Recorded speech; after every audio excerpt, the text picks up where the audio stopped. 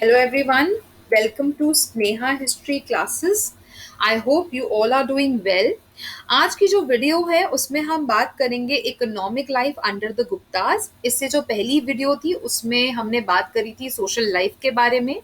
आज हम economic life के बारे में बात करेंगे, पर उससे पहले मैं आप सब लोगों को बहुत बहुत थैंक यू बोलना चाहती हूँ, बिकॉज जो मेरी वीडियो थी क्वेश्चन एंड आंसर सेशन के ऊपर, वो I have seen that you have appreciated a lot, तो thank you so much for that. And देखते हैं इसी तरीके से अपना प्यार दीजिए, और मैं जिससे कि मैं और ज़्यादा वीडियोस जो हैं वो बना सकूं। तो चलिए इस वीडियो में भी बहुत कुछ है जानने को, शुरू करते हैं। तो social life we have already discuss, now let's talk about the economic life. तो इकोनॉमिक लाइफ में पहले तो आप ये कॉइन देख सकते हैं कि ये कॉइन्स को भी देख के हमें उस समय की इकोनॉमिक पोजीशन का पता लगता है। तो आप देखेंगे ओवरऑल जो लोग थे वो काफ़ी रिच एंड प्रॉस्परस थे, एंड काफ़ी सारे डिफरेंट ऑक्यूपेशंस थे जो वो फॉलो करते थे।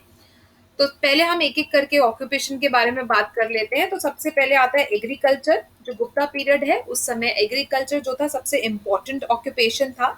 एंड दो तरीके की लैंड्स होती थी, एक वो जो कि कल्टीवेबल लैंड थी जिसपे खेती होती थी, दूसरी वो जिसपे खेती नहीं होती थी, वो जो कि the land which was not under cultivation. तो जो लैंड कल्टीवेशन के अंडर थी उसको क्षेत्र बोला जाता था, और जो कल्टीवेशन के अंडर नहीं थी उसको खिला या अपरहता अलग अलग नामों से बुलाया जाता था। अब कोशिश ये की जाती थी कि ज्यादा से ज्यादा जो लैंड है उसको कल्टीवेबल बनाया जाए, क्यों? जिससे कि प्रोडक्शन अच्छी हो, एंड अगर प्रोडक्शन अच्छी होगी तो गवर्नमेंट को लैंड रेवेन्यू मिल जाएगा आसानी से। और कुछ क्रॉप्स जो है वो की जाती थी, तो सबसे इंपॉर्टेंट क्रॉप्स होती थी शुगर केन और राइस, ठीक है। इसके अलावा और जो क्रॉप्स की ग्रो की जाती थी वो थी वीट, मिलेट, कॉटन, बार्ले, मेज, ऑयल, सीड, पल्सेस एक्सेट्रा। इसके अलावा कुछ फ्रूट्स भी ग्रो किए जाते थे जैसे कि mango, Apple, grapes, watermelon etcetera. और इस समय पे आप देखेंगे इरिगेशन को काफी ज्यादा एम्फसाइज किया गया था। तो राजा भी यही कोशिश में लगा रहता था किस तरीके से इरिगेशन फैसिलिटीज को इम्प्रूव किया जाए। तो means of irrigation generally was like wells, tanks, canals, lakes, etc. और गुप्ता किंग जैसे मैंने आपको बोला वो खुद भी बहुत ज़्यादा कोशिश करते थे कि किस तरीके से इरिगेशन को और इम्प्रूव किया जाए, और इसलिए वो जो है जो फार्मर्स हैं उनको भी लोन प्रोवाइड करते थे जिससे कि जो फार्मर्स हैं नए बुलॉक्स, सीड्स, एग्रीकल्चरल इम्प्लीमेंट्स खरीद सके, जो कि अगेन एग्रीकल्चर की प्रोडक्शन जिससे अच्छा हो। इसके अलावा इस समय एग्रीकल्चरल साइंटिस्ट भी होते थे जो कि फार्मर्स को इन्फॉर्मेशन प्रोवाइड करते थे नई नई, जिससे कि वो अगेन अपने एग्रीकल्चर में उसको जो है लेके आए जिससे कि प्रोडक्शन अच्छा हो। इसके बाद हमें एक रेफरेंस मिलता है जहाँ पे जो स्कंद गुप्त है, he got the Sudarshan reservoir repaired in Girnar so that the irrigation works में बी फैसिलिटेटेड एंड इम्प्रूव्ड। इसके बाद एक और मेथड था इरिगेशन का जिसके अकॉर्डिंगली ड्रॉ वाटर को ड्रॉ किया जाता था वेल से, and then it was supplied to the fields through carefully prepared channels. इसके बाद जो लैंड टैक्स था, लैंड रेवेन्यू जो था, it was 1/6 of the produce, और जो फार्मर्स थे दे वर फ्री टू पे टैक्स ईदर इन कैश और काइंड। और इस समय पे एग्रीकल्चर फील्ड में आप देखेंगे बहुत अच्छी प्रोग्रेस हुई है, ट्रिमेंडस प्रोग्रेस हुई है। वो हमें इससे पता लगता है कि बहुत सारे जो फूड आइटम्स हैं वो फॉरेन कंट्रीज में भी ट्रेड किए जाते थे। उसके बाद हम बात करते हैं ग्रांट्स ऑफ लैंड की। तो लैंड ग्रांट्स दी जाती थी, स्टेट जो है लैंड ग्रांट देता था, किसको देता था? ब्राह्मण्स को डोनेशन में देता था, या जो रिमनरेशन है मिलिट्री और एडमिनिस्ट्रेटिव सर्विस के लिए जो ऑफिशियल्स थे उनको लैंड ग्रांट्स दी जाती थी। और कई दफा तो क्या होता था, इंडिविजुअल जो है वो लैंड बॉट खरीदता था स्टेट से और फिर आगे चलकर वो ब्राह्मण्स को डोनेट कर देता था। तो ऐसा भी रेफरेंस मिलता है। जो डिफरेंट रिलीजियस इंस्टीट्यूशंस है जैसे ब्राह्मण्स को या Buddhist and Jain religious institutions है उनको लैंड ग्रांट्स दी जाती थी एज अ डोनेशन।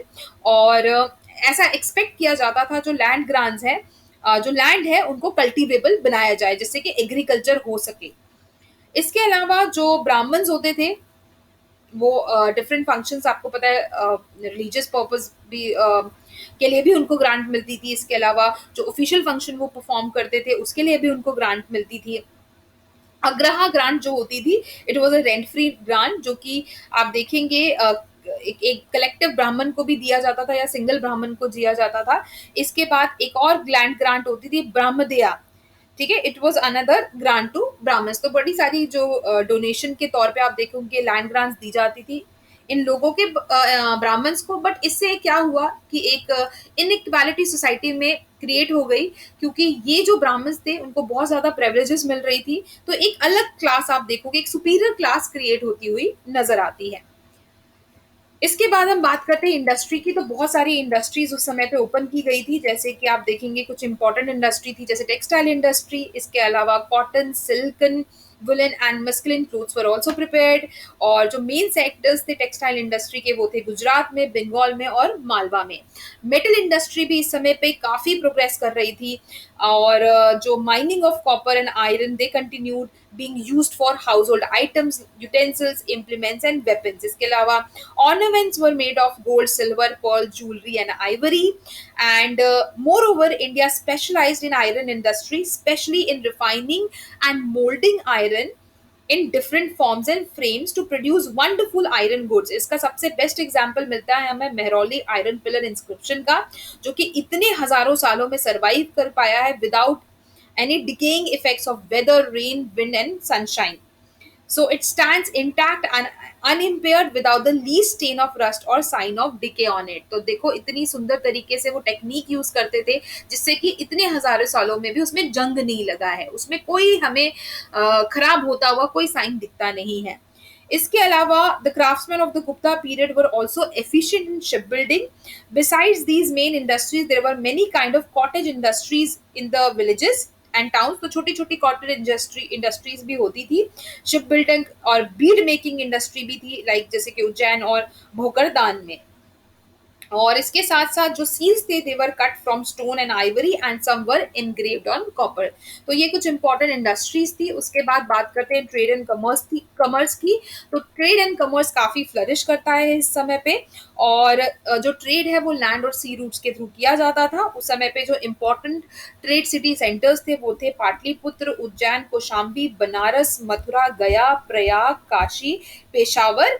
और कुछ इंपॉर्टेंट जो ट्रेडिंग पोर्ट्स थे वो थे तम्रलिप्ति, भड़ोच, काम्बे, कल्याणी, सुपारा एटसेट्रा। और इन ट्रेड पोर्ट्स के थ्रू जो है फॉरेन कंट्रीज के साथ जो ट्रेड किया जाता था, जैसे कि Lanka, China, Iran, Egypt, Greece, Rome, Syria, Bali, Java, Sumatra and Burma etcetera. तो अब जो आइटम्स होते थे एक्सपोर्ट के वो थे cotton, silken good clothes, medicine, spices, indigo, coconut, sandalwood, ivory goods, saffron and sandal. ठीक है, इसके अलावा जो इंपोर्ट किया जाता था इन कंट्रीज से आइटम इंडिया में वो थे जैसे कि gold, silver, copper, lead, horses, wine etcetera.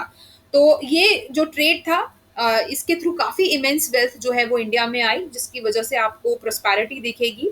और गुप्ता रूलर्स जो थे वो कॉइन भी मिंट करते थे, और उनके जो गोल्ड कॉइन्स होते थे जैसा आप इस इमेज में देख सकते हैं वो काफी काफी उनकी आर्टिस्टिक वैल्यू काफी होती थी, काफी खूबसूरत होते थे। इसके अलावा और भी कॉइन्स जो कि कॉपर, सिल्वर और लेड से बने होते थे, और ये कमर्शियल एक्सचेंज के लिए यूज किए जाते थे। इसके बाद नेक्स्ट पॉइंट आता है क्राफ्ट्स एंड ट्रेड गिल्ड्स। तो आप देखेंगे इस समय पे numerous items of ordinary domestic use जैसे कि earthen pots, items of furniture, baskets, metal tools, along with a wide variety of luxury items, including jewelry made of gold, silver, and precious stones, objects of made of ivory, fine clothes of cotton, silk पर manufactured. तो इतनी सारी items उस समय में manufacture की जाती थी, और क्राफ्ट्समैन जो थे वो इन्वॉल्व होते थे। तो इस समय पे बड़े सारे क्राफ्ट्समैन थे। तो एक सिग्निफिकेंट ट्रेंड आपको गुप्ता इकोनॉमी का देखने को मिलेगा that the traders, artisans and manufacturers they had organised themselves into a trade guild. तो एक तरीके से ग्रुप बनाया हुआ था कि जैसे कि अगर कोई कॉटन इंडस्ट्री में इन्वॉल्व है, टेक्सटाइल इंडस्ट्री में, तो उनका एक ग्रुप है, कोई मेटल में इन्वॉल्व है उनका एक ग्रुप है। तो इस तरीके से आपको गिल्ड्स उस समय पे देखने को मिलेंगे, और ये जो ट्रेड गिल्ड्स होते थे they were registered with the government, और एंशिएंट टाइम पे इन गिल्ड को श्रेणी कहा जाता था। इसके बाद जो मेन एम था इस ट्रेडिंग गिल्ड का was to give encouragement to trade and industry, जिससे कि लोग आपस में बैठे वो मेंबर्स डिस्कस कर सके कि किस तरीके से जो ट्रेड है उसको बढ़ाया जाए, क्या इम्प्रूवमेंट करनी चाहिए। और जो गिल्ड थे they were formed on democratic principles. और ये लोग जो गिल्ड्स थे ये प्राइस को फिक्स करते थे, क्वालिटी को चेक करते थे, और हर एक डिफरेंट गिल्ड की डिफरेंट रूल्स एंड रेगुलेशंस होती थी जो सबको माननी पड़ती थी, और अगर कोई इसको वायलेट करता था तो उसको पनिशमेंट दी जाती थी। एंड जो गवर्नमेंट है वो उनका काम ये था कि गिल्ड्स को प्रोटेक्शन दे, और and to respect their customs and norms, और वो किसी भी तरीके का इंटरफेरेंस इस यहाँ पे गिल्ड सिस्टम में नहीं करती थी स्टेट। बट अगर कोई एंटी नेशनल एक्टिविटी में इन्वॉल्व पाया जाता था तो फिर वहां पे इनको सीवरली पनिश किया जाता था। और लास्ट आता है इसमें टैक्सेस। टैक्सेस की अगर हम बात करें तो कमर्शियल टैक्स जैसे कि शुल्क जो है वो जो ट्रेडर्स ऑर्गेनाइजेशन है उन पे इम्पोज किया जाता था, और अगर कोई ये शुल्क पे नहीं करता था तो उससे राइट टू ट्रेड जो है वो छीन लिया जाता था, और इसके अलावा फाइन इम्पोज किया जाता था। जितना शुल्क है उससे 8 गुना ज्यादा उस पर फाइन इम्पोज किया जाता था। इसके अलावा और भी बड़े सारे टैक्स थे, जैसे उपारी करा, जो कि एक जगह से दूसरी जगह आइटम्स को ले जाने के लिए, जैसे क्लोथ को अगर लेके जा रहे हैं, ऑयल को लेके जा रहे हैं, तो उसको वहां पे उपारी करा जो टैक्स है वो पे करना पड़ता था। So this was all about the economic life of the Gupta people, ठीक है, गुप्ता एम्पायर। और इसके साथ हमारा सोशल एंड इकोनॉमिक पार्ट खत्म होता है, बट इसके अलावा जो कल्चरल एंड साइंटिफिक डेवलपमेंट है वो अभी रहता है, वो हम नेक्स्ट वीडियो में उसके बारे में बात करेंगे। So thank you so much for giving your precious time in watching this video, all of you. Now please subscribe my channel and like, share and comment. So if you are new, if you are watching the video for the first time, so it's a request everyone, please kindly follow and subscribe the channel. And thank you again for watching, and keep watching, keep appreciating. Thank you once again. Take care, stay safe, and I will see you in the next video.